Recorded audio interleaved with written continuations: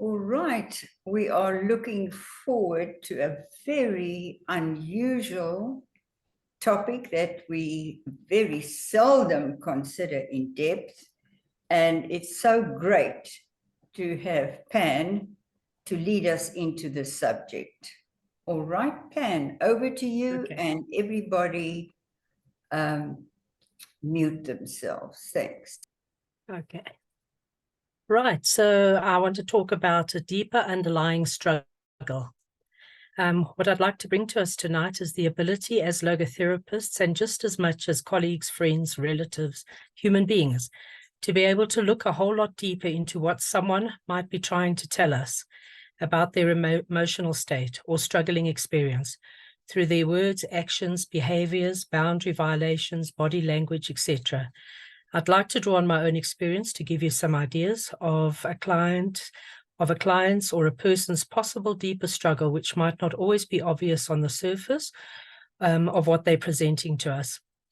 I've spent the last almost 17 years of my life facing and fathoming the hard truths about myself and my struggling behaviors, reactions, emotional states, etc., in order to learn more about myself and how I tick.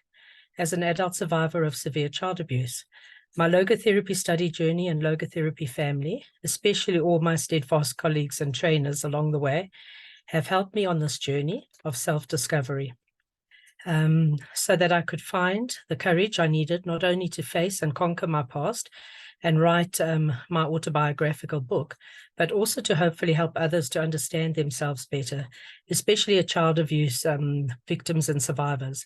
I'd like my work to somehow give others some hope of overcoming, healing, and becoming victorious over their own pasts, as I am still working so hard to do for myself. Carrying a wounded inner child with you in your adulthood can create such massive struggles, relationship struggles, self-sabotaging behaviors, emotional setbacks, etc. So the work for healing is lifelong. There is no quick fixes or just letting go of the past. It is impossible to let go of a past that will not let go of you. So facing ourselves and our struggles and putting in the necessary work for healing is so important and so worth every personal effort needed. As logotherapists, it is so important to be able to look and see deeper into our clients' struggles and not just scan the surface for quick fixes. So I've given two examples, and the first one is during times of illness. I've been quite ill over the last 2 weeks and noticed the same pattern that has happened before when I've been ill. The first sign of the viral infection started on Wednesday, the 2nd of August. And by the evening of the 3rd, I was spiking a temperature and experiencing sharp pains all over my abdomen and chest, a headache and generalized burning skin and muscles. As a nurse, the abdominal and chest pains weren't making sense. What were they about? I even worried about my heart, as there were stabbing pains in that area also, and my left arm felt heavy and achy. This made me scared. I got through the night, but in the morning found myself emotionally bound to my bed as if I was tied with invisible cords. I would get up to the bathroom if I had to, but I didn't want to get up at all. The same kind of fear response I have had to illness and also to leaving my home on my own. I would give anything to go for a walk on the street, for instance, but in my mind, there are real dangers lurking out there. And so it's safer to stay at home with my dogs, which I adore. So there I lay in my bed, not moving until around 11 a.m. When I finally found a way to move on with my day. While I was lying in the bed, I had a few bouts of tears, feeling really sorry for myself. I stopped to think about where these tears were coming from and why. And all I could come up with was how alone and abandoned I was feeling. I remember back to so many other times when I have been ill. I remember describing the same resulting depression as feeling motherless, feeling wretchedly alone, flashback emotions from my past. I truly believe this. Those moments where my child self found herself after an abuse experience, a place where I felt that nobody cared, nobody was coming to rescue me, a place where there was no nurturing me. I was not special enough. I was not important enough to anyone out there. I was not missed. With these deep-seated emotional states that seem to surface whenever I'm ill, comes a sense of total resignation to my fate, that if I'm going to die now, then this is it. The invisibility spell has returned. Who will care when I'm gone? Who will even remember I was here? What's the use? For days, I struggled to emerge from this dissociative, disconnected state, while this discomfort of my illness seemed to keep me there as a result of this deep sense of fear. If it wasn't for my work that kept calling me back to the surface, I'm sure that I would feel that I had nothing to come back for. Someone would ask me, why didn't you tell me that you were so ill so I could come and help you? Or they'd say, let me know if I can help you in any way. Or they'd tell me to go see a doctor. But what they don't realize is that the emptiness that's inside of me is so deep that I'm struggling to even get out of my bed or out of my head. Where would I find the strength to leave my home and go and speak to a doctor? Leaving home and socializing is the furthest thing from my mind, as is saving myself. The situation already feels too hopeless for me to surface from. And my mantra is that I'm so used to doing it all on my own, because I really am. So now the second example, my beloved Greek family. Another situation that has brought me to my depths of late, and the one that I've written an 8-page metaphorical story about during my therapy journey in 2009, a story which I'm happy to share with any of you if you're interested. So please just email me if you'd like to see it. It's written about my Greek family fantasy world. As a child growing up with the most horrible abuses inflicted on my sister and I, on a daily basis by those who should have loved us, we knew raw fear and lived in constant trepidation. Our world was filled with unpredictable dangers 24/7. Our abusive mother had divorced from our father when we were 2 years old and younger, myself being the oldest, my sister 11 months younger than me, and my baby brother, a brand new baby.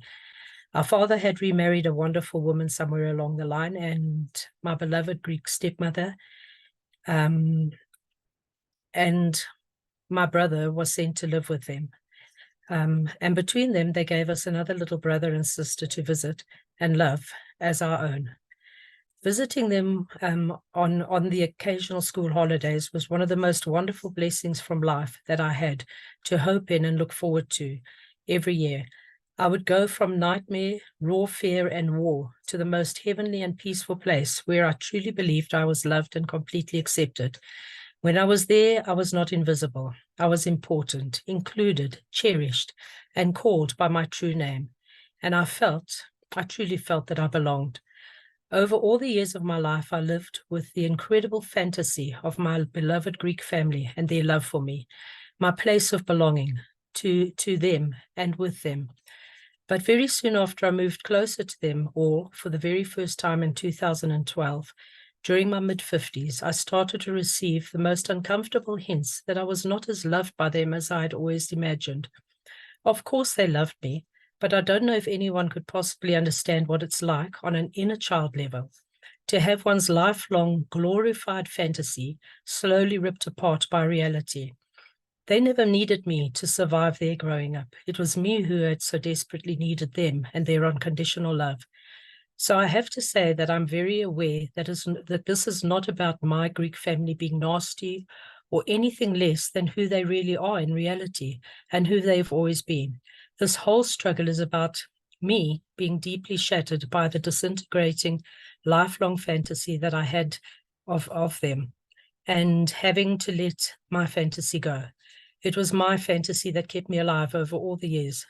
It was my fantasy that filled my childhood and all my life up until then with hope and promise, a sense of belonging to someone, to a family, my family. Oh dear. I wanted to be part of them somehow. I believed I was. I imagined myself as a little Greek girl and later a Greek woman, and worked hard to be just like my Greek stepmother and nothing like my own abusive mother. I learned how to sew and knit and crochet and try to cook like my Greek mother, and even how to keep a vegetable and herb garden just like she had. To this day, I owe so much to the incredible influence she had on my life as my great mentor an exemplar of how to be a good woman, mother, friend, etc. She taught me how to choose loving and kind over destructive abuse and cruelty that my own mother taught through her cruel and violent words and actions. As my fantasy world continued to disintegrate piece by piece over the months since 2012, my heart has often felt broken and torn, but I would still rather have my Greek family in my life than lose them. By last year, 2022, it became evident that my 91-year-old dad was reaching the end of his time in this world. Another long story is one of my inner child's lifelong dream for her father to come and rescue her.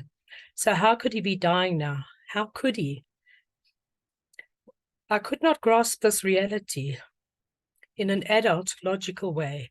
He can't die. I was not ready to see that happen. He was still supposed to rescue me. I'd been waiting for so long.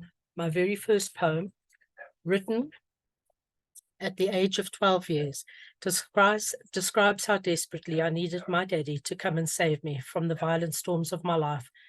What was I experiencing, and how desperate my longing when I wrote this poem? I remember deliberately writing about a little boy so that my mother, if my mother found the poem, she wouldn't think that I was writing about myself and be cross with me. So the poem goes, A Daddy for Me.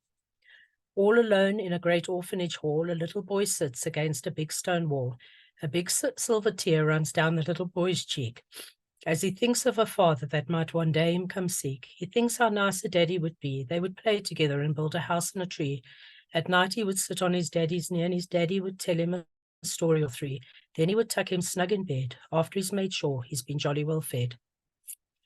Next morning, the matron came in with glee and shouted, "There'll be a father for you at 3. The little boy did not move.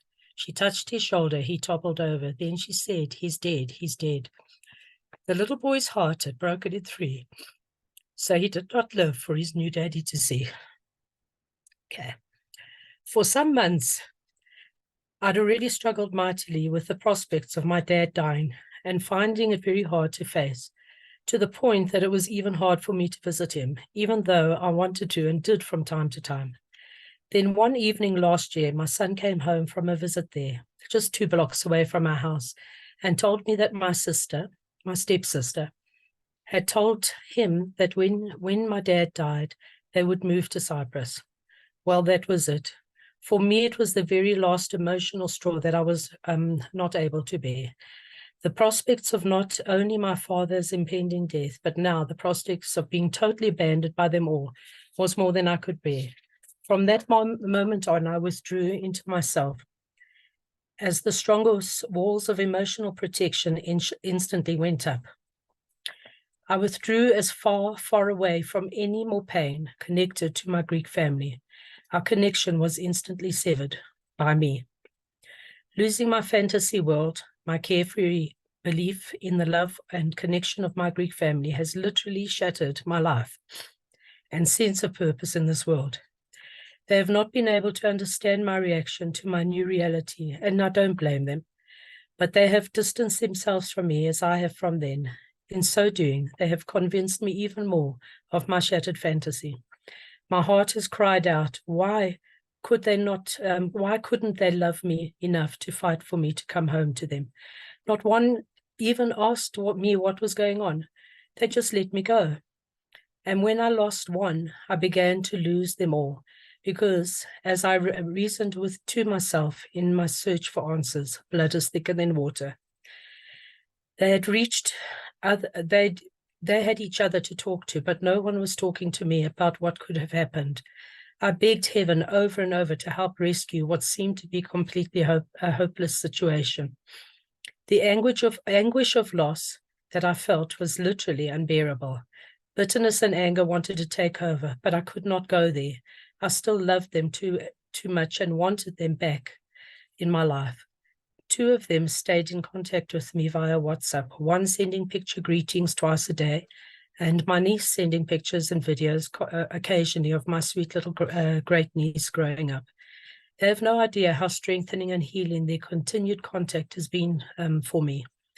I have been wanting I've been waiting for them to go away and leave me also. I've expected it, but it hasn't happened. They are still there. This is such a gift to me. Losing the rest of my Greek family has made me once again question my own name, a name I fought for and only claimed back for myself defiantly in my 60s. I will be 67 in November this year. Amazingly, today, this very day, is my Greek name day, one of the most important name days on the Greek calendar. My beloved Greek mom, if she was still alive, would have bought me a chocolate today and addressed me by my true name, Panayiota. She was the only one ever to consistently call me by my true name. I would have really loved that chocolate today. Inner child me longs for my name day chocolate this time every year. My Greek mother's nurturing love and total acceptance of me and belief in me always came with it. But no, nothing and nobody must ever take my name away from me again. I am Panayiota. Right now, I feel a desperate need for something new to believe in and give added meaning to my life. Perhaps my book and other books will be published one day soon, but even that seems like it might never happen. Almost all meaning and purpose in my life seems to be lost at this time. I'm in a fragile place of lost hope and reason to go on. What's keeping me going are my children and grandchildren, my new grandson, and spending time with him and my daughter, which is something I cherish beyond words. And I'm so grateful for my logotherapy family and friends, all of you, and my work with the Viktor Frankl Institute of South Africa. The responsibility I feel towards you and all of the above is what keeps me connected to life. An important logical reality I'm learning to accept is that living in a fantasy world forever is not the ideal situation. I know that this is another healing phase in my life, but man, healing can be hurt a whole lot sometimes. So my message today is to please take into consideration when dealing with clients and others in situations where the dots don't seem to connect, that there could be a deeper underlying struggle going on. Gentle, reassuring, compassion, and patience might be called for in the deciphering of the complicated depths of our clients' dynamics. Without the more gentle, accepting, and patient approach that has been gifted me by heaven through Turi and a few others, and without a sense of belonging to family and logo family that I do still have, and my precious dogs, I'm not sure where I'd be today, and I'm not sure I'd even still exist in this world. I'm so grateful for you all and the strength and meaning you bring to my life. Thank you. There we go.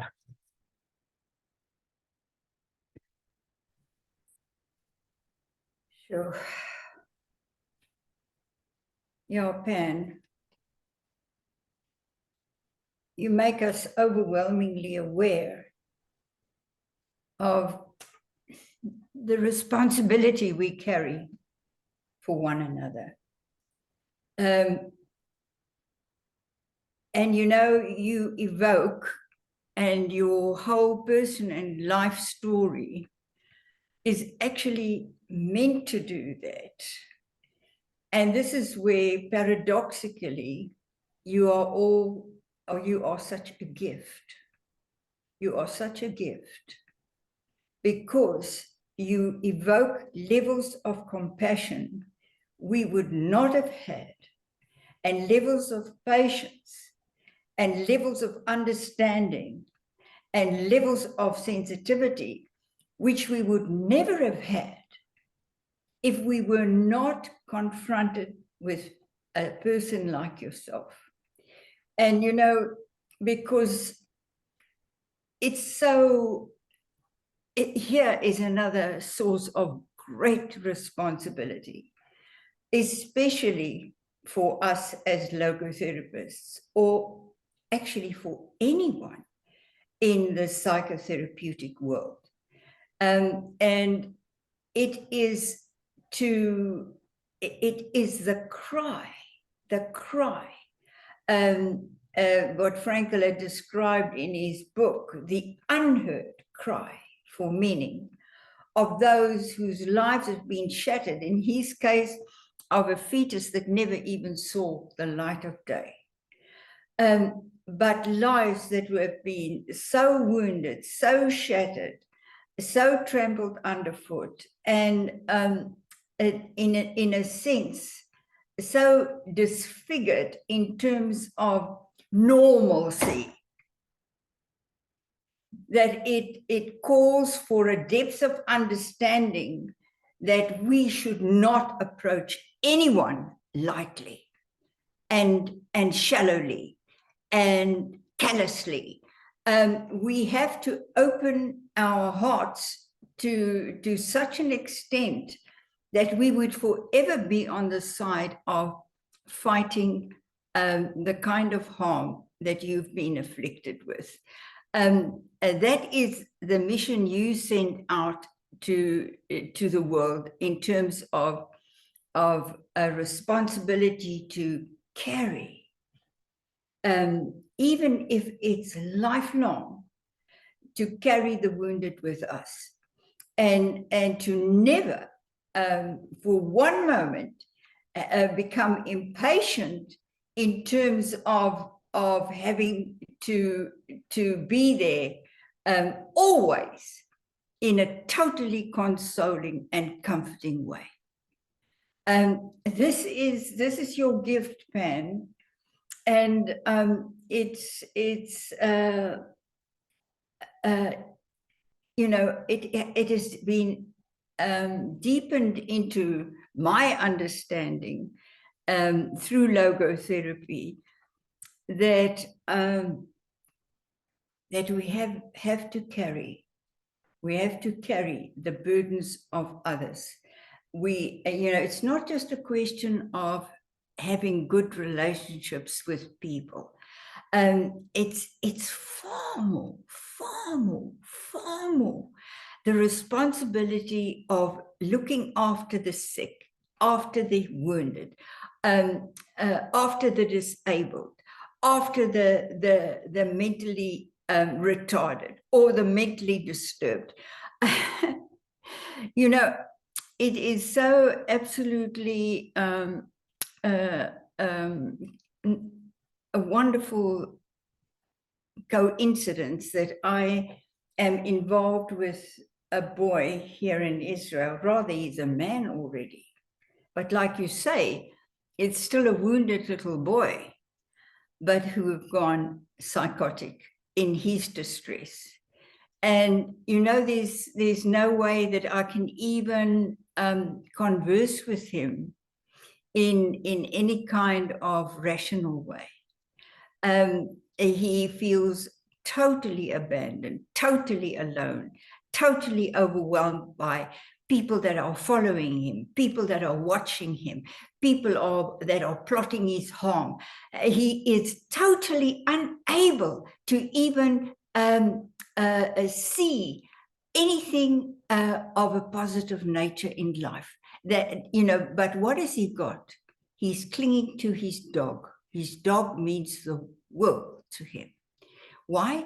The animal's unconditional love of its owner and not bearing a grudge, only being there.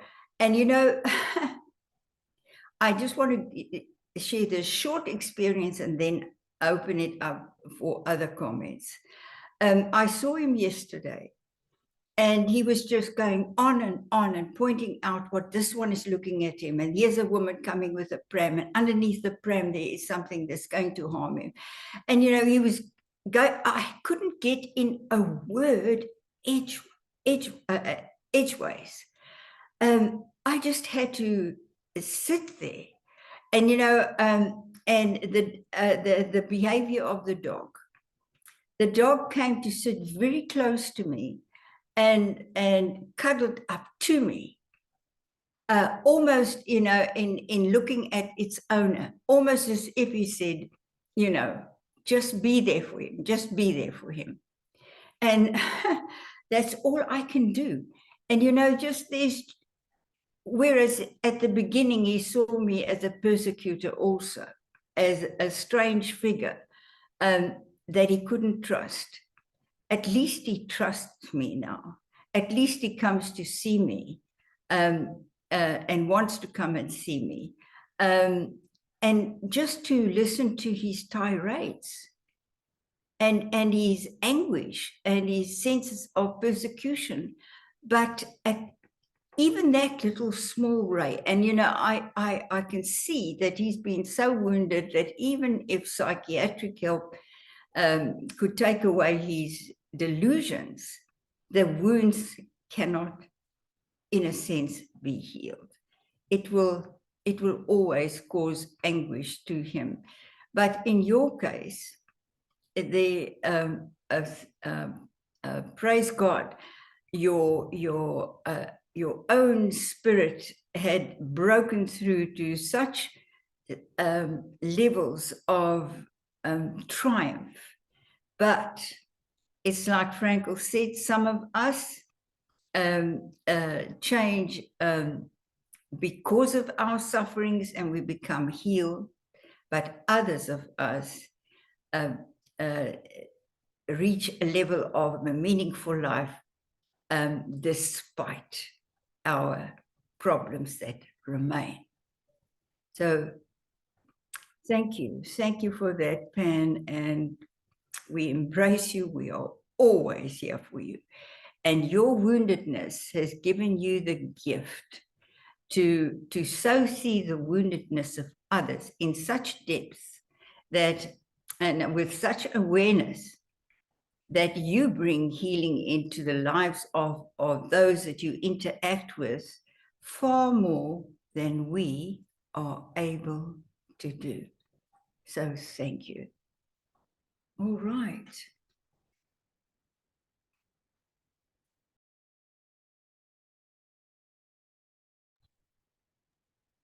Well, Sharon, I hope my mic is working properly.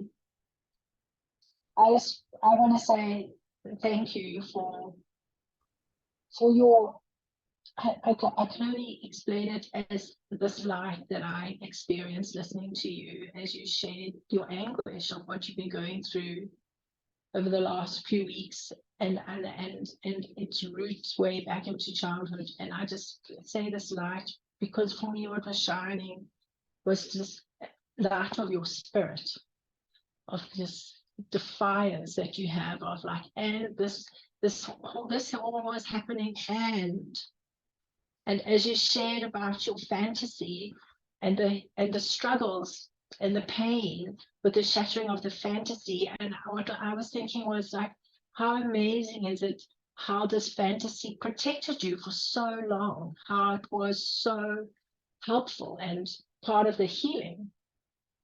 And as Turia was talking about, our responsibility for one another, I was thinking about how there was this responsibility inside of you that created this fantasy as a place of protection, as a space of caring, as a place of love, and a space of nurturing. And I hope you can carry that with you, even though the friction between the fantasy and the reality is hard and is harsh. I really pray deeply that you can take that with you, that light and that protection that it was there for. And it may continue to always be there for you. So thank you for you are a real guide and an inspiration. Just in your openness and your sharing of your life experiences, and I'm really grateful to you for that, and for including all of us, including me personally. I can really speak for me, for including me in this journey and your story. Thank you.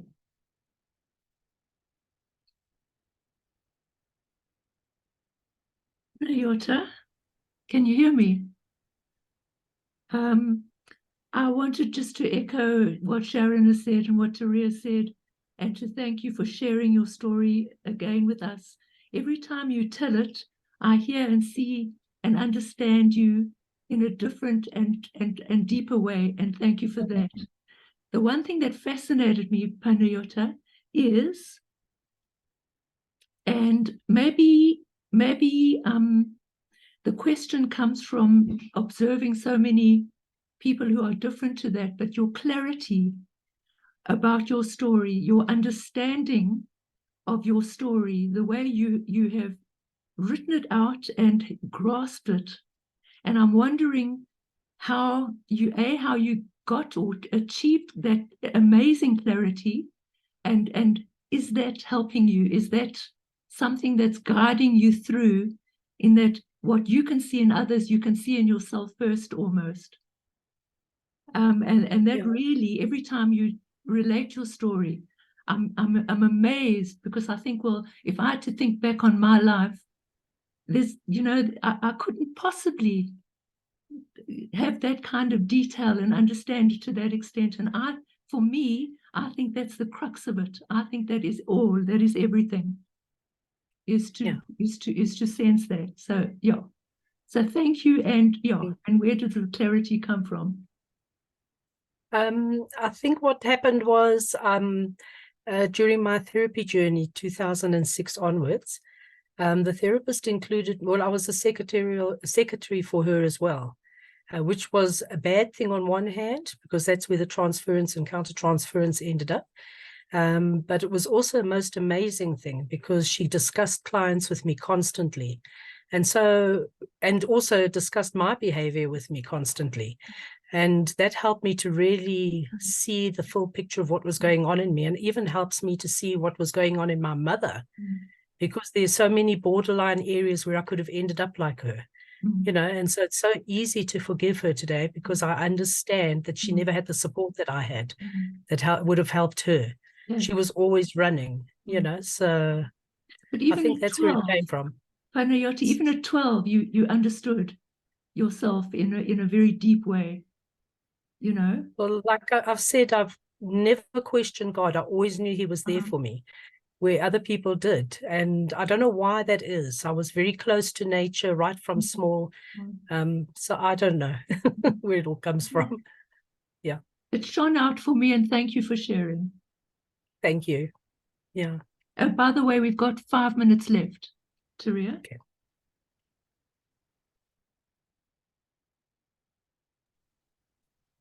Well, if there are no other comments, it's just wonderful to summarize what has emerged in our discussion. I so agree with Sharon to say that the fantasies were actually a projection of what should have been, not so. All her needs, how she would have been, how she wanted to be loved, how she wanted to be unconditionally seen in her worth, and the belonging and the joy of it and the creativity of it, all was projected into those fantasies. And more than that, she gave expression to those fantasies. She made, she crocheted and she made a garden, and it expressed itself through her so many poems. What Pan described in with a therapist, that was just kind of an affirmation of what was already happening in her and the gift that she already had. Because it's like you said, Coral, the amazing clarity. I can't recall my life like that at all. So it was as if her pain had given her an observational skills that actually looked at herself and her story and worked it all out and wrote it down and creatively gave expression to it. So yes, Pat, please. I think also observing my mother, because I became a little mother to her, because she was an epileptic. She'd beat us up, and then suddenly she's having fits, and now I have to take control and call doctors. Yes. And I think from a very early age, I was even assessing her and being there for her, and that's where it also built up. Yeah. So it was actually a wonderful story of maturation towards a magnificent end goal that made you the unique person that you are. with all the stresses and strain of these throwbacks and when you feel ill, that it all comes flooding back. Despite it all, the treasures, the pearls have all been collected. So it's fantastic. Thank you, Pam. Thank you, everybody. Thank you.